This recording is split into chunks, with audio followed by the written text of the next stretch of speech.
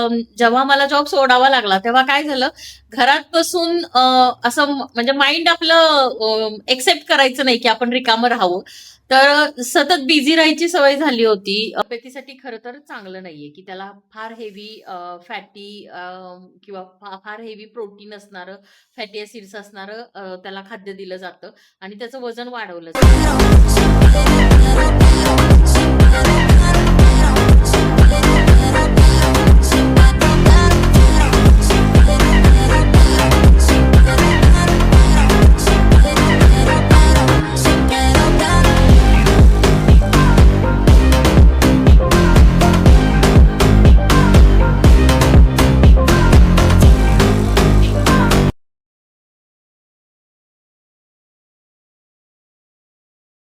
मंडळी, मी सिद्धांत माळी सहर्ष स्वागत करतो तुमचं मास्टरमाइंड पॉडकास्ट स्टुडिओमध्ये.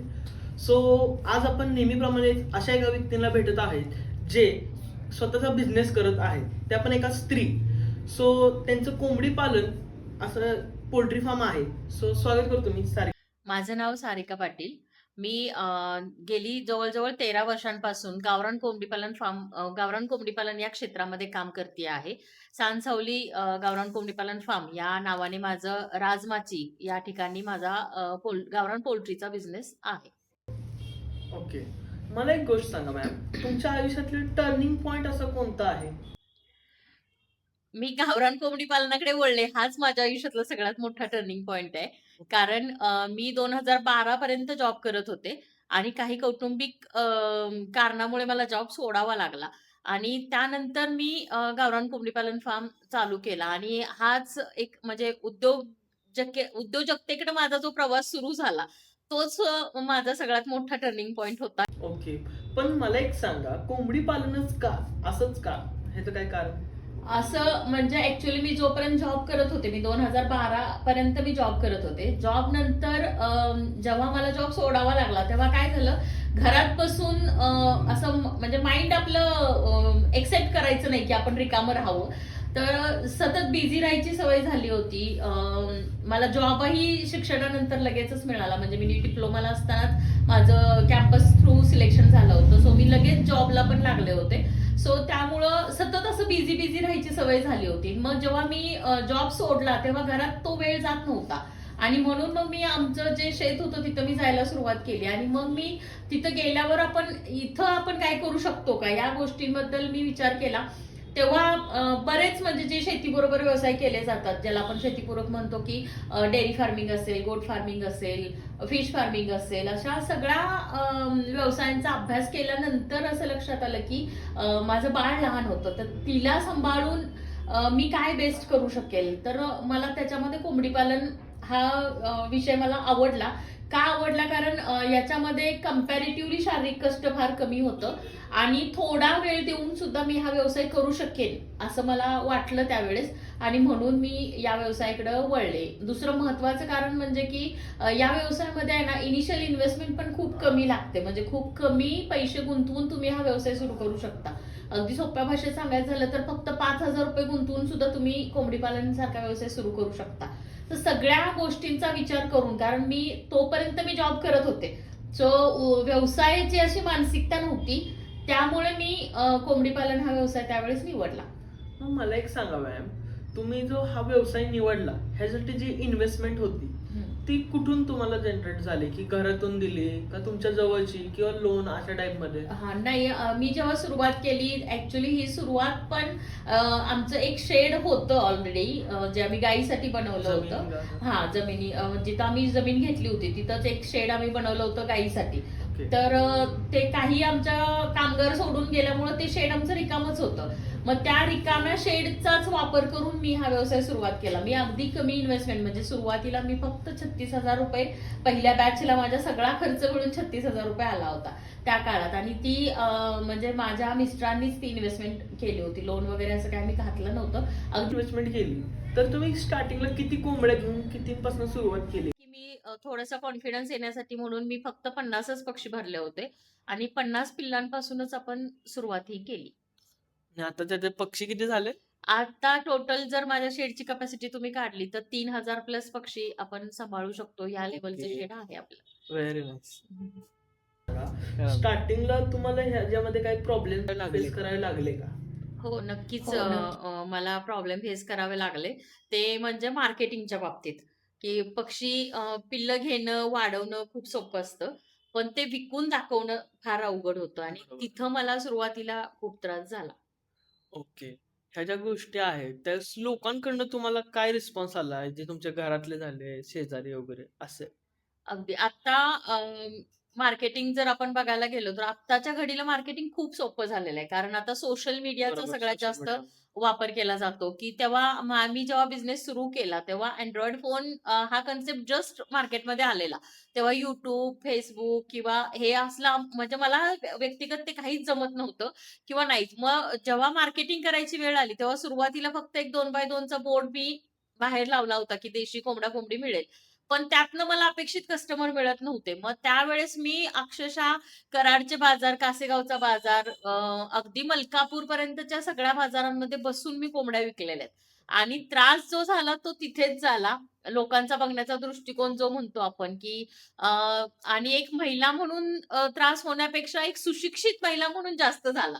कारण माझं एज्युकेशनल बॅकग्राऊंड बघता मी असं काही करावं हे मॅच अ, होत नव्हतं तुम्हाला. आपल्या घरातल्यांपासूनच पहिल्या विरोधाला सुरुवात होते आणि मग बाहेरच्यांचा होतो तो वेगळाच. बरोबर आहे. ओके. ज्यावेळेस हे सगळं झालं, ह्यात तुम्हाला लॉस कुठं झाला जास्त? जेणेकरून तुम्हाला असं वाटलं की चुकलं माझं हे आणि त्यातनं तुम्ही काय शिकला त्या लॉसमधून?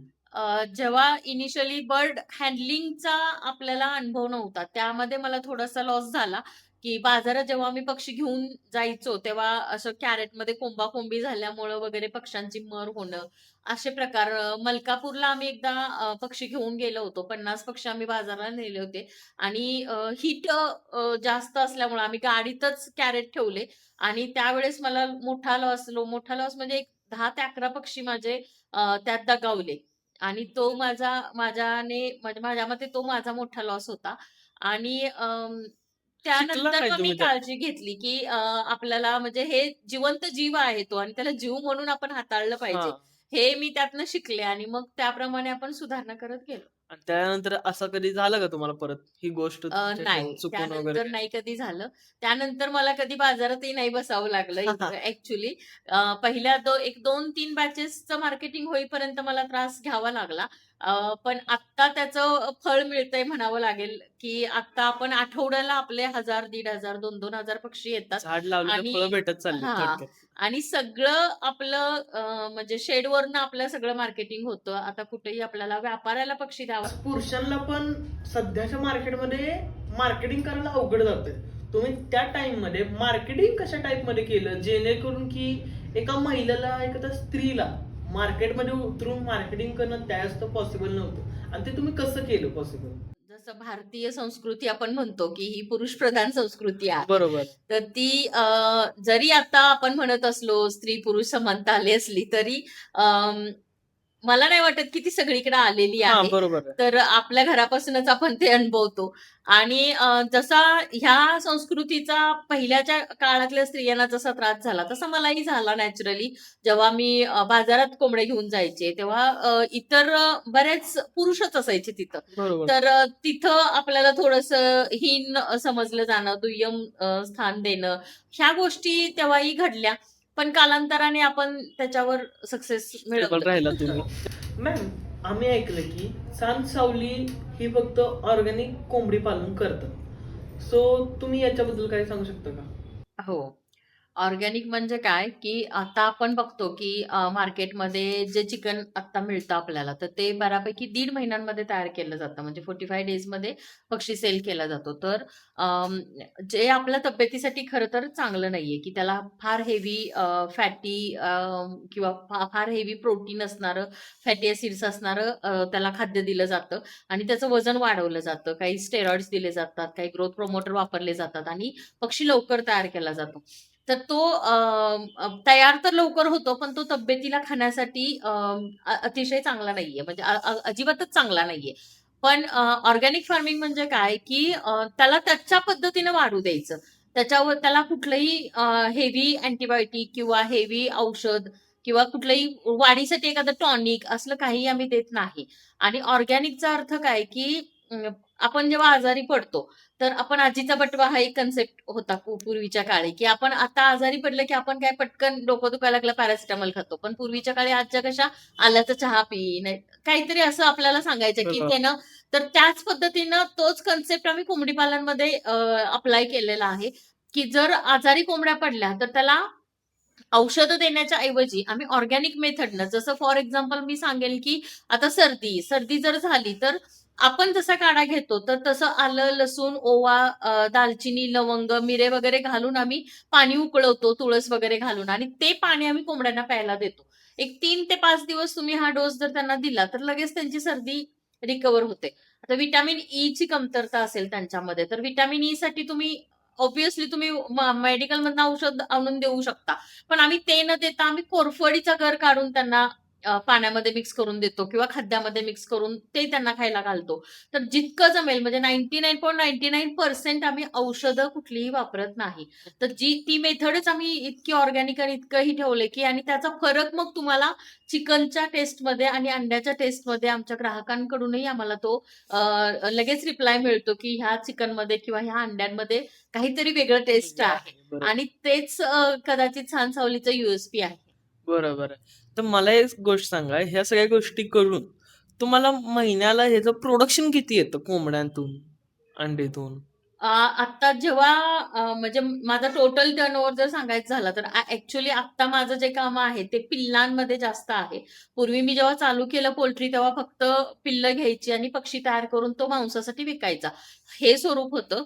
परंतु आत्ता काय झालेलं आहे, की मी 13 वर्ष सातत्याने ह्या बिझनेसमध्ये काम करते आहे. त्यामुळं आता मी खूप साऱ्या व्हर्टिकल्समध्ये ॲक्चुअली काम करते, की मी आता 1 दिवसाची पिल्लं नवीन व्यवसाय सुरू करणाऱ्या लोकांना प्रोव्हाईड करते. 1 महिन्याची लसीकरण झालेली पिल्लंही आपण देतो. मिडल स्टेजच्या घरगुती सांभाळायला नेणारी जी लोकं असतात, ह्यांच्यासाठी तलंगा आम्ही ज्याला म्हणतो, ते 2-3 महिन्याच्या त्याही आम्ही देतो. चिकन देतो, अंडी देतो, अंड्यावली कोंबडी पण देतो. तर ह्या सगळ्या व्हर्टिकल्सचा जर विचार केला, तर माझा जवळ-जवळ 50% सेल जो आहे, तो माझा पिल्लांमध्ये जास्त आहे. सो माझं मंथली ओके, हे सगळं आपण सांगसावलीबद्दल ऐकलं. मला एक सांगा, ह्याच्यातून प्रोडक्शन किती प्रोडक्शन किती होतं होतं तुम्हाला? प्रोडक्शन आपलं कसं आहे प्रत्येक बिझनेसमध्ये जसं सीझन आपण म्हणतो, की बरोबर आहे. तसं सीझन प्रत्येक बिझनेसमध्ये राहतो, तसं आमच्याही बिझनेसमध्ये राहतो. आता जर बघायला गेलं तर डिसेंबरपासून मार्चपर्यंत आम्हाला जवळ-जवळ महिन्याला 20,000 पिल्लं सुद्धा आम्हाला कमी पडतात. आणि नंतर जसं उन्हाळा चालू होईल, तसं मग ते परत कमी-कमी पण होत जातं. म्हणजे अगदी 2,000 पर्यंत पण ते येतं. ओके. आणि ह्याच्यामध्ये तुमचं जे फीडचं आहे, खाद्याचं आणि ह्याचा खर्च, हं. तो कसा मॅनेज होतो काय? माझं मुळातच ऑर्गॅनिक फार्मिंगमध्ये मी जास्त काम करत असल्यामुळं औषधांचा खर्च माझा फार मिनिमम होतो. इनिशियल स्टेजला पिल्लांना ज्या गोष्टी गरजेच्याच असतात, त्या गोष्टी फक्त आपण वापरतो म्हणजे बी कॉम्प्लेक्स वगैरे ह्या ज्या गोष्टी आहेत ह्या आणि मल्टीव्हिटॅमिन. या व्यतिरिक्त पुढं आम्ही पक्ष्यांना कुठलीच औषधं 90% 99% वापरतच नाही. त्यामुळे तो खर्च माझा हेच होतो आणि खाद्यामध्ये पण आपण अझोला, हायड्रोपोनिक असे जे मार्ग आहेत ते आपण बऱ्यापैकी खाद्यामध्ये वापरतो, ज्याच्याने माझी खाद्याची कॉस्ट पण कमी करायला मला मदत होते. ओके.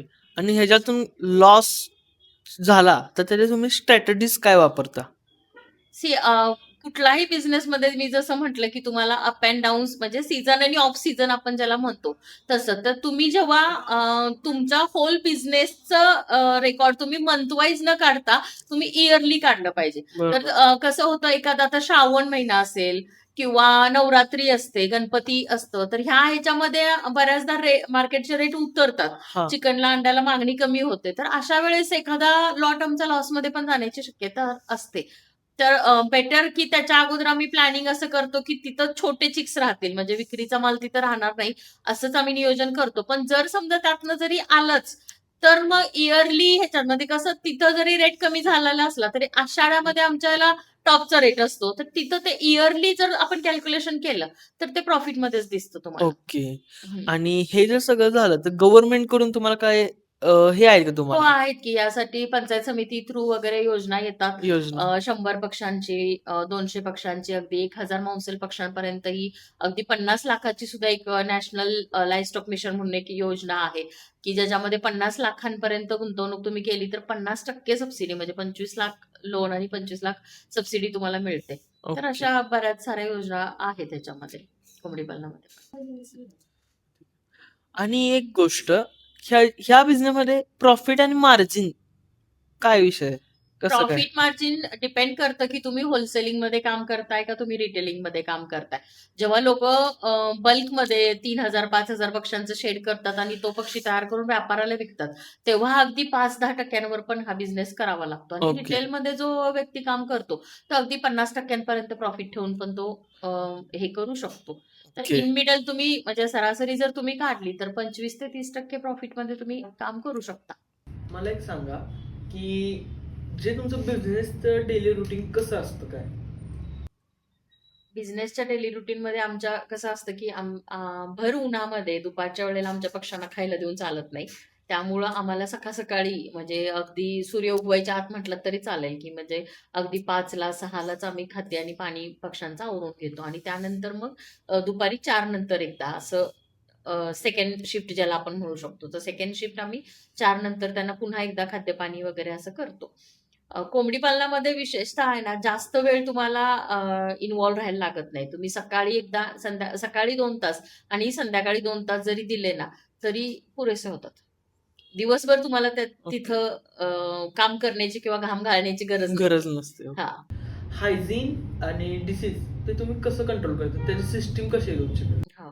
हायजीनसाठी आपण काय करतो की 2 सेक्शन आहेत बिझनेसमध्ये ह्या, की छोटी पिल्लं हा एक विषय राहतो आणि मोठे पक्षी हा एक विषय राहतो. तर आम्ही आमच्या फार्मवरती स्पेशली काय करतो की छोट्या पक्ष्यांचं काम जो करतो तो व्यक्ती आमचा मोठ्या पक्ष्यांच्या शेडमध्ये जात नाही. बरं. अगदी 99.99% जाते. अगदीच एखाद्या वेळेस जर माणूस नसलाच तर आम्ही मग ते इकडचा माणूस तिकडं, तिकडचा माणूस इकडं. आणि जो माणूस मोठ्या पक्ष्यांचं काम करतो तो पिल्लांमध्ये येत नाही. त्यामुळं तिथं आमचं व्हायरस इकडं-तिकडं होण्याची काही शक्यता आमची राहत नाही. दुसरं पोल्ट्रीसाठी जे बायोसिक्युरिटीचे जे रूल्स असतात ते आपण काटेकोरपणे फॉलो करतो. जसे की वेगळी स्लीपर वापरणं, फुटबाथ एक असणं, बाहेरून आलं तर हातपाय तोंड धुवून मगच पोल्ट्रीमध्ये जाणं, बाहेरून व्हिजिटला येणाऱ्या सगळ्या लोकांचे पाय आपल्या फुटबाथमध्ये डिसइन्फेक्टंट करूनच मग त्यांना आपल्या शेडवरती नेणं.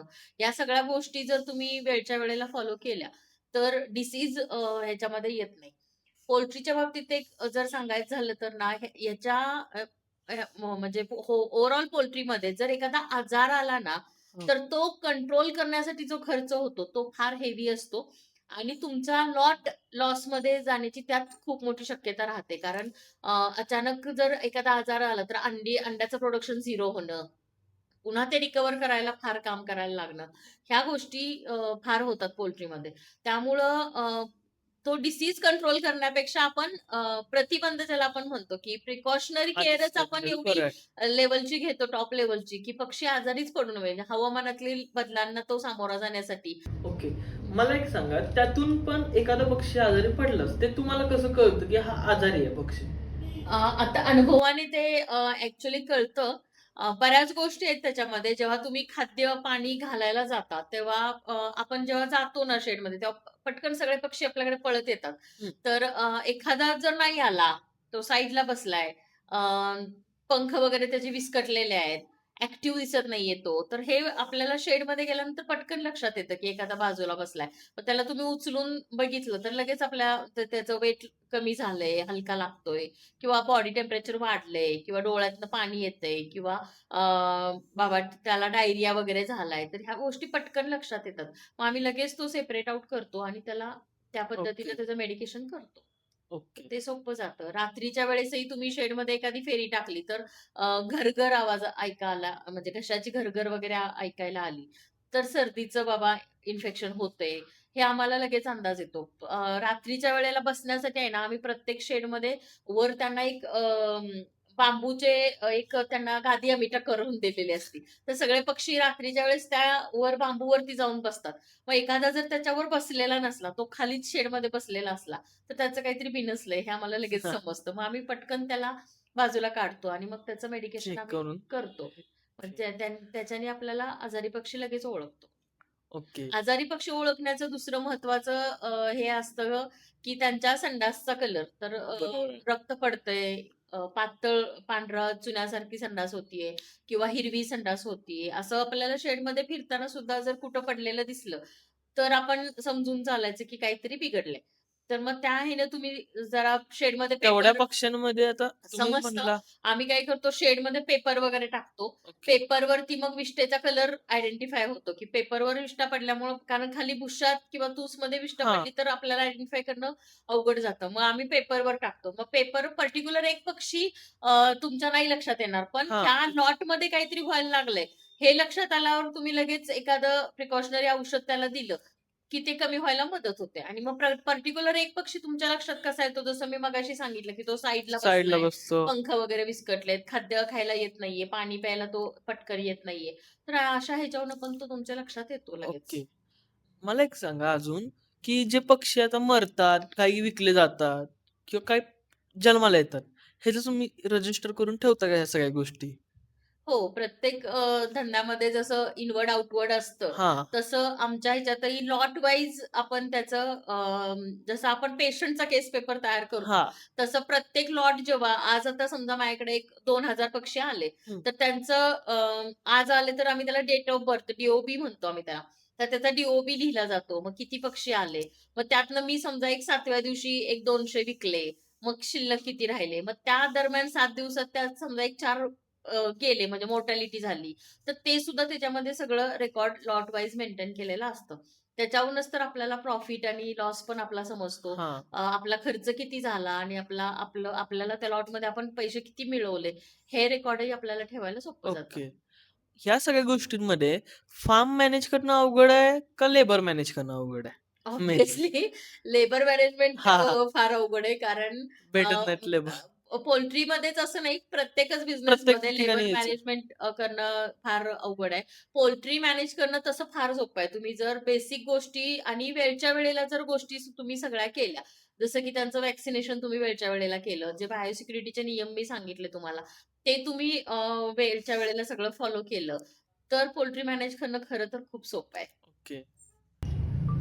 सो मॅम, मला एक गोष्ट सांगा की बिझनेस आणि घर हे दोन्ही बॅलन्स कसं केलं तुम्ही?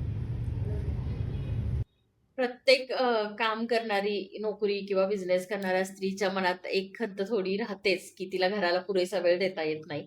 माझ्या बाबतीतही ते तसंच झालेलं आहे. तारेवरची कसरत करूनच दोन्ही मॅनेज करावं लागतं स्त्रियांना मोस्टली.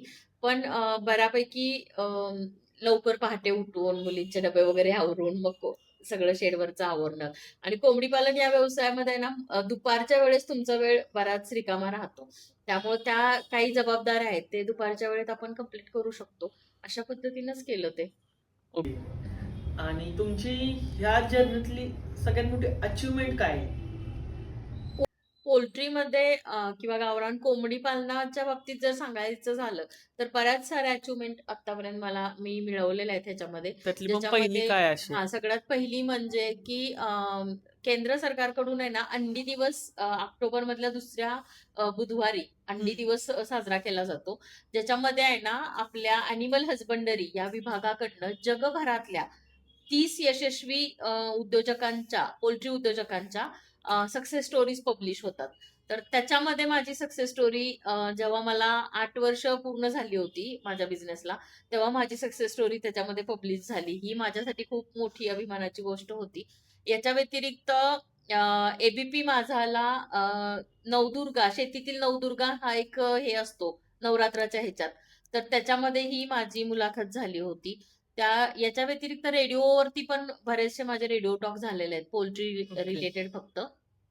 अशा भरपूर सक्सेस स्टोरी ॲग्रोवनला 2 वेळा माझी सक्सेस स्टोरी पब्लिश झालेली आहे. यातही ॲग्रोवनच्या सक्सेस स्टोरीमध्ये ही कोरोनातली जी होती ती सगळ्यात चांगली आणि लक्षात राहण्यासारखी सक्सेस स्टोरी होती, की ज्याच्यामध्ये मंदीतील संधीवीर असा एक त्यांचा सेशन होता ॲग्रोवनचा. त्याच्यामध्ये माझं त्या काळात आहे ना, मी चिकन पार्सल डोअर डिलिव्हरी द्यायला सुरुवात केली लोकांना. कारण त्या काळात तुम्हाला माहिती आहे, की सगळं दुकानं वगैरे बंद होती. कुठंच चिकन, मटण मिळत नव्हतं आणि बरोबर. प्रोटीनसाठी आपल्याला एक्स्ट्रा चिकन, मटण, अंडी खावा म्हणून सांगितलेलं होतं.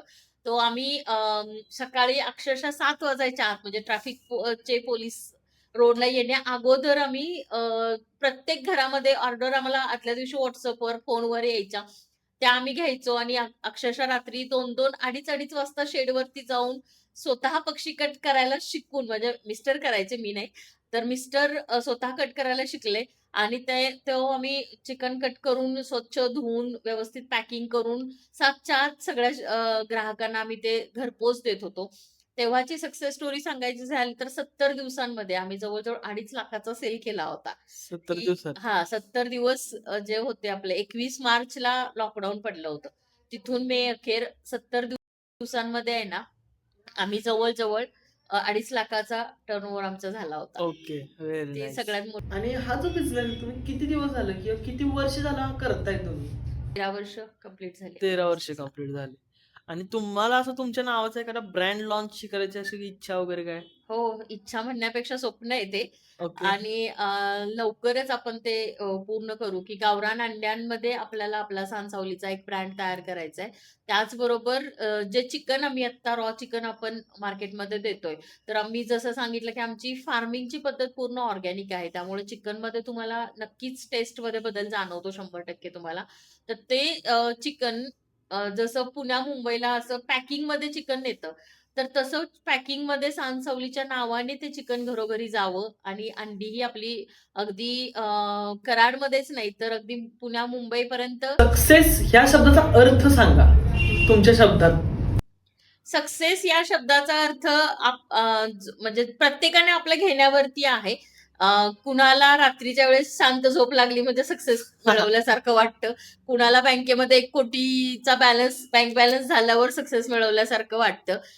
तसं प्रत्येक जण आपापल्या परीनं त्याचा अर्थ घेऊ शकतो, की तुमचा अर्थ, तुमच्या दृष्टिकोनातून काय? माझा दृष्टिकोन मी सांगितलाच तुम्हाला, की जसं पिठल्याबरोबर भाकरी आहे, तसं कोंबडी पालन म्हणजे सांसावली. हे जेव्हा इक्वेशन जुळेल, तेव्हा मी सक्सेसफुल ओके, खूप छान वाटलं. आता एक आपण छोटीशी एक गेम खेळूया, रॅपिड फायर. त्याच्यामध्ये तुम्हाला मी काही क्वेश्चन विचारेल, ते तुम्ही मला पटपट उत्तर द्यायचे. ठीक आहे? येस. क्वेश्चन आहेत. रिस्क की safe play? Calculated risk, calculated risk. Okay. Profit की peace? Profit, profit. Okay. Business की जॉब? ऑब्व्हियसली बिझनेस, फेअर की फिट? फेथ. फेअर. ओके. सकाळी 5 AM की 8 AM? तुमच्या प्रश्नाचं उत्तर 5 आहे, पण आमचा दिवस 4 वाजता सुरू होतो. होय का? तर हे सगळं झालं, ठीक आहे. तर मला काही क्वेश्चन विचारायचे होते असे की तुम्ही तरुण मुला-मुलींना काय सांगाल? विशेषतः तरुण मुला-मुलींना चं मी नंतर सांगते. पण जे तरुण मुलं आजकाल कोंबडी पालन करू इच्छितात, त्यांच्यासाठी मला एक सजेशन द्यावंसं वाटतं, की आजकाल काय झालंय, YouTube हा म्हणजे Android फोन जितका आपला ह्याच्यासाठी सोयीचा आहे, तितकाच तो घातकही आहे, तुम्हाला माहीत असेल.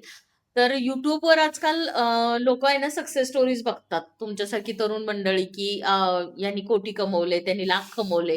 लाखोच्या सक्सेस स्टोरीज बघून आहे ना खूप हेवी इन्व्हेस्टमेंट करून मुलं आजकाल ह्याच्यामध्ये सुरुवात करतायत. तर त्यांना मला एक गोष्ट सांगावीशी वाटते, की मी स्वतः जेव्हा कोंबडी पालन चालू केलं, मी स्वतः 6 दिवस ट्रेनिंग घेतलं. बऱ्याच गोष्टी मी शिकले आणि मग मी हा बिझनेस चालू केला आणि म्हणून मला तो करणं सोपं गेलं. तर नवीन बिझनेस करणाऱ्या सगळ्या पोल्ट्री उद्योजकांना मला एक सजेशन द्यावंसं वाटतं, की जोपर्यंत तुम्हाला आत्मविश्वास येत नाही किंवा तुम्ही त्या गोष्टींमध्ये ट्रेन होत नाही, आयदर तुम्ही ट्रेनिंग घ्या किंवा तुमच्या टीममधल्या एकाला कुणाला तरी त्या बाबतीत ट्रेन करा आणि मगच या व्यवसायाला सुरुवात करा. कधीही पोल्ट्री चालू करण्यासाठी सुरुवातीला लोन घेऊ नका. भरभक्कम लोन घेऊन हा व्यवसाय सुरू करू नका. कारण का? तर जर त्या लोनच्या हप्त्याचं टेन्शन आलं, तर आपण बिझनेस नाही व्यवस्थित करू शकणार. सो छोटी सुरुवात करा. अगदी 5,000 ₹10,000 गुंतवून सुरुवात करा आणि ताणविरहितपणे व्यवसाय करा.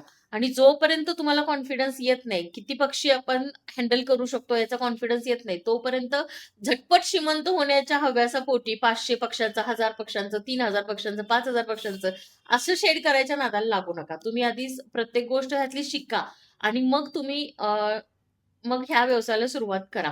बायोसिक्युरिटी आणि व्हॅक्सिनेशन ह्या 2 गोष्टींशी कधीही खेळ करू नका. पोल्ट्रीमध्ये ह्या 2 गोष्टी खूप महत्त्वाच्या आहेत. ह्या 2 गोष्टींचा कॉन्फिडन्स म्हणजे जेव्हा येईल तुम्हाला या 2 गोष्टी काटेकोरपणे पाळा आणि मगच व्यवसायाला सुरुवात करा. आणि महत्त्वाची गोष्ट यात शेवट तरुण उद्योजकांना सांगावीशी वाटते, की रेकॉर्ड ठेवा. प्रत्येक गोष्टीचं म्हणजे खर्चाचं असेल, मॉर्टॅलिटीचं असेल, म्हणजे प्रत्येक आलेल्या पैसे मिळालेल्याचं पण असेल. प्रत्येक गोष्टीचा रेकॉर्ड ठेवायला सुरुवात करा. जेणेकरून तुम्ही पिरियॉडिकली ते चेक करू शकाल, की आपण कुठे आहोत ते. ओके. सो ते सगळ्यात महत्वाचं आहे आणि पहिल्या दिवसापासून स्वतःचा पगार काढा. बिझनेसमध्ये ती गोष्ट सगळ्यात महत्वाची आहे, की आपण आपला पगार कधीच धरत नाही. ओके. तर पहिल्या दिवसापासून तुमचा स्वतःचा एक पगार काढायला सुरुवात करा. त्यासाठी रेकॉर्ड ठेवा. ओके. आणि या सगळ्या गोष्टींचं प्रशिक्षण देता का तुमच्या इथं? हो, आपण ज्या वर्षी जेव्हा आपल्याला 10 वर्ष कंप्लीट झाली या क्षेत्रामध्ये, तेव्हा बरेच शेतकरी जेव्हा आम्हाला भेटायला यायचे, तेव्हा बऱ्याच शेतकऱ्यांकडनं रिक्वेस्ट यायची आम्हाला, की तुम्ही मॅडम हे शिकवायला सुरुवात करा, शिकवायला सुरुवात करा.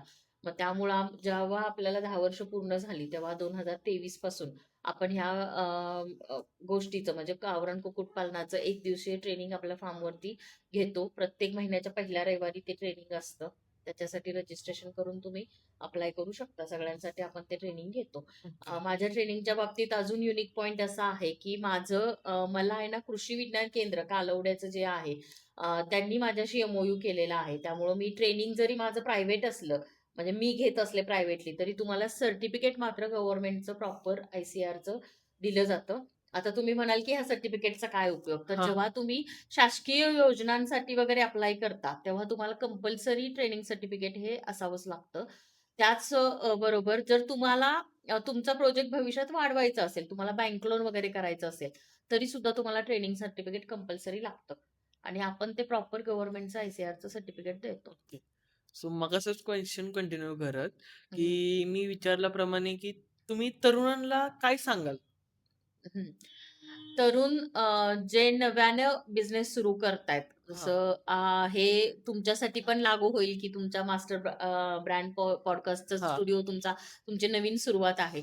सो धंदा करणं हे आहे ना काट्यावरून चालण्यासारखं असतं. हं. पहिल्या वर्षी आपला उत्साह खूप असतो, पण खिसा रिकामा झालेला असतो कारण आपण बरोबर. इन्व्हेस्टमेंट केलेली सग असते. मग हळू घरच्यांचे टोमणे सुरू होतात. दुसऱ्या वर्षी आपले मित्र गाड्या घेतात, फिरायला सुरुवात करतात. मग हं. आपल्या निर्णयावर बद्दल आपल्याला शंका यायला सुरुवात होते, की सोडून द्यावं का? नोकरी करावी का? असं वाटायला लागतं आपल्याला. तिसऱ्या वर्षी तर आपण कर्जाचे हप्ते, ग्राहकांची कटकट यामुळे अक्षरशः रात्रीची झोपही उडते तुमची. पण चौथ्या वर्षी मात्र तुम्हाला मार्केटची नस बरोबर सापडते. आणि त्यावेळेसही तुमच्या हातात नफा नसतो. प्रॉफिट कदाचित नसतो तुमच्याकडं. पण तुमच्याकडे 3 वर्षांचा अनुभव असतो. त्यामुळे तुम्हाला तो अनुभव पाठीशी घेऊन जेव्हा तुम्ही 5व्या वर्षात पदार्पण करता, तेव्हा तुम्हाला यशाचं स्वर्ग दिसतो. त्यामुळं जे कोणी नवीन बिझनेस करतायत किंवा तुमच्यासाठीही सांगेन मी एकच, की धीर धरा, संयम ठेवा. कुठलाही बिझनेस करायचा असला तर पेशन्स सगळ्यात महत्त्वाच्या आहेत आणि कन्सिस्टन्सी सगळ्यात महत्त्वाची आहे. तर ती बिझनेसमध्ये ठेवा प्रत्येकानेच. कारण झटपट फक्त कोथिंबीर उगवते. साम्राज्य उभं करायला वेळ लागतो. बरोबर आहे. ओके. खूप छान वाटलं मॅम तुमच्याशी बोलून. मला एक सांगा, तुम्हाला इथे येऊन कसं वाटलं आणि आमच्या टीमशी भेटून, बघून कसं वाटलं आपला स्टुडिओ? खूप छान आहे टीम तुमची. तुम्ही तिघंही खूप छान आहात. आणि तुम्ही मेन म्हणजे की तुमचे मेन बिझनेसेस वेगळे आहेत. ते सांभाळून तुम्ही हा कन्सेप्ट करताय हे पण खूप छान आहे. सगळ्यात महत्त्वाचं म्हणजे तुम्ही युनिक काहीतरी करताय. म्हणजे जसं म्हणजे वेगळं काहीतरी नाही का? कराडमध्ये तुमचा स्टुडिओ हा सगळ्यात पहिला स्टुडिओ आहे की पॉडकास्ट जो बरोबर. निर्माण करतोय. हा तुमचा कराडमध्ये तुमचं खूप म्हणजे पहिलं हे आहे. सो तुम्हाला स्पेशल थँक्स. तुम्ही आम्हाला इथे इन्व्हाईट केल्याबद्दल पण स्पेशल थँक्स. आणि तुम्हाला तुमच्या म्हणजे भावी वाटचालीसाठी खूप खूप मनापासून शुभेच्छा. मनपूर्वक मला आणि तुमच्यासाठी एक हे सांगेन की हिऱ्यासारखं चमकायचं असेल तर कोळशासारखं जळावं लागतं. बरोबर. हे ठेवा. किमान 5 वर्ष ह्या बिझनेसमध्ये कन्सिस्टन्सी ठेवा. तुम्ही नक्की हिऱ्यासारखं चमकाल एक दिवस. Thank you so much. आणि सांसावलीच्या पूर्ण परिवाराकडून तुमच्या मास्टर ब्रँड पॉडकास्टसाठी स्टुडिओसाठी खूप खूप मनापासून शुभेच्छा. Thank you so thank much. You. Once a girl likes you.